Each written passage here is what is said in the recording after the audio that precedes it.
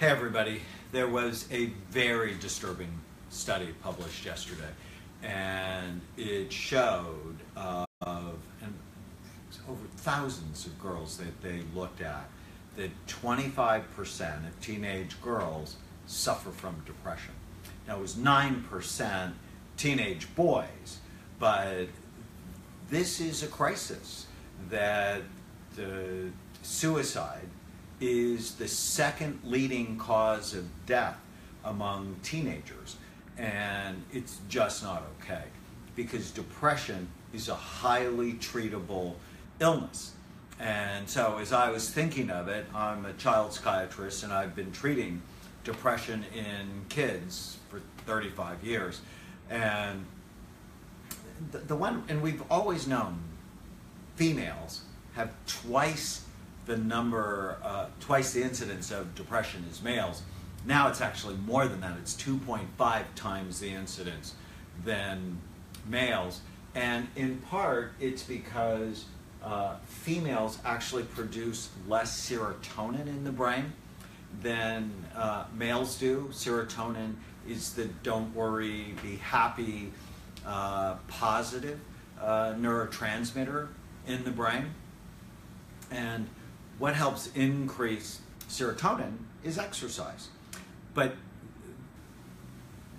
the problem with the other thing that increases serotonin is it actually makes you feel good in the short run, but makes you feel bad in the long run. So sugar and foods that turn to sugar, so you know, the cupcake, the donut, the pastries, the cookies, short term, it actually pushes tryptophan, the amino acid building block for serotonin, into your brain, so your brain can make more serotonin.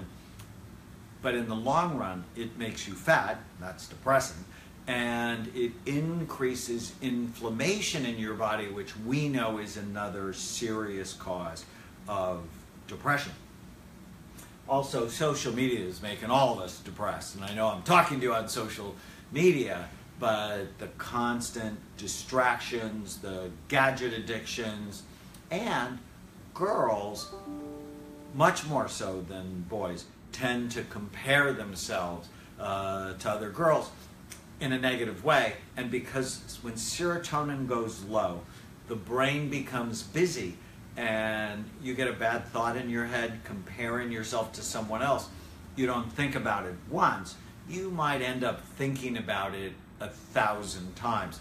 So I often say it's like a little mouse on an exercise wheel, and the mouse can't get off, so those bad thoughts can't get off. Another reason there's a higher incidence of depression is the teenage diet is often terrible, and parents don't feel like they have influence. Now, I have a 14-year-old daughter, and I think I have a lot of influence if I'm bonded, if I'm connected to her, if I listen to her, and I give her appropriate information. I remember when she was 10 years old, she took a cupcake and put it in my face, and she said, "I'm never going to be as serious as you." And I'm like, "Sweetheart, it's your life." But when she got to be about 11 and a half, she started to gain a few pounds, and her face started to break out as she was going into puberty. And she said, "What do I do?" And I took her to Whole Foods. We spent 90 minutes there.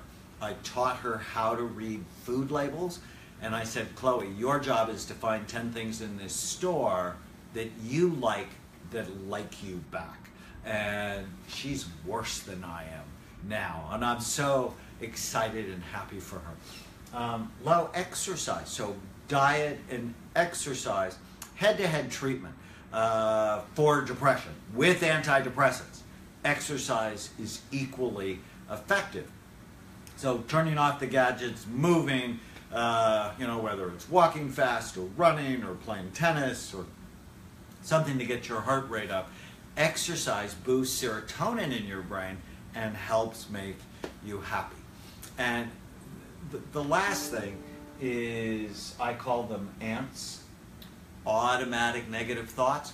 The thoughts that come into your mind automatically and ruin your day. There's no place in school where they teach girls or boys how to manage your mind.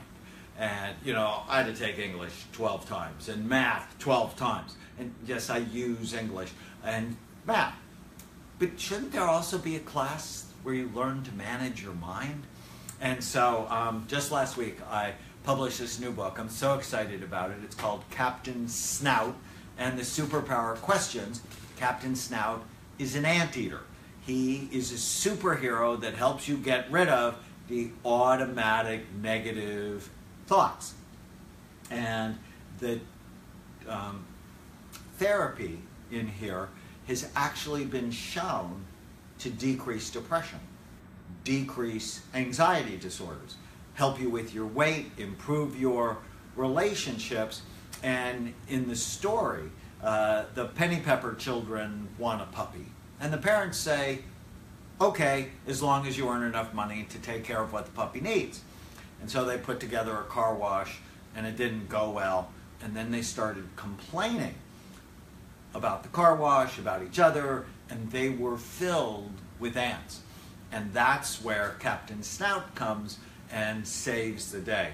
He teaches them about different kinds of ants, the all or nothing ant, things are all good or all bad, the fortune teller ant, where you think you can you predict the future with fear, the mind reader ant, where you're thinking you know what other people are thinking even though they haven't told you, the blame ant, that's the big red ant, where you blame someone else for how your life is turning out. And he gives you the superpower questions. Is it true? Can you absolutely know that it's true? And they go on to feel better, to get their car washed together, to get their puppy, and so on. I had a 15-year-old girl in my office last week who had an eating disorder, and she was going to groups for it where they were teaching her. This is called cognitive behavioral therapy.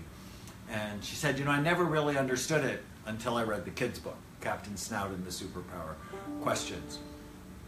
This depression problem is epidemic, and we need to do something about it. Captain Snout can help. Obviously, learning brain healthy habits can help. Amen Clinics, we just opened our new Chicago clinic this week. I'm so excited about it. If you're struggling with depression or you have a child that's struggling with depression, we'd be thrilled to help. To pick up a copy of Captain Snout and the Superpower Questions. We're going to do a lot more on depression. There's a great question. What are some great foods to boost serotonin and help with depression? So that is a great question because, you know, food is medicine or food is poison.